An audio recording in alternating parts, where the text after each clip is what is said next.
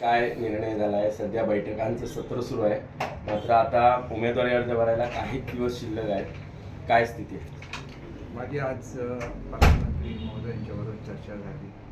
त्याला भाजपचे जिल्हाध्यक्षसुद्धा उपस्थित होते. आज त्यांच्या उमेदवारांच्या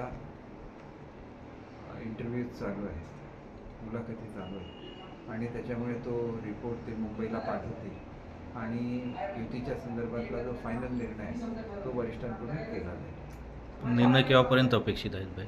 साधारण उद्या परवापर्यंत अपेक्षित आहे, कारण जेवढं लवकरात लवकर होईल तेवढं चांगलं आहे. पण शेवटी आम्हाला सुद्धा फॉर्म भरले पाहिजे किंवा फॉर्म भरून ठेवायचे आणि नंतर त्याच्यामध्ये ज्या जागांवर युती होईल तिथले फॉर्म विड्रॉ करायचे. हे दोनच पर्याय आहेत.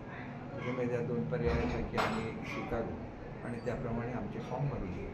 भाजपकडून सध्या उमेदवारी अर्जाबाबत चाचपणी केली आहेत, इच्छुकांच्या मुलाखती सुरू आहेत, मात्र शिवसेनेकडून काय स्थिती आहे? आम्ही मुलाखती घेऊन आमची यादीसुद्धा फायनल झालेली आहे. यादी करतानाच आम्ही सर्व उमेदवारांना सांगितलेलं आहे की युती झाली तर तुमच्यापैकी कोणालाही आपलं उमेदवारी अर्ज मागे घ्यायला लागेल आणि त्याच्यामुळे सर्वांनी ही गोष्ट मान्य केलेली आहे. त्याच्यामुळे युतीच्या दृष्टीने आम्ही अतिशय पॉझिटिव्ह आहोत आणि आम्ही तशा पॉझिटिव्ह स्टेप घेतलेले आहे.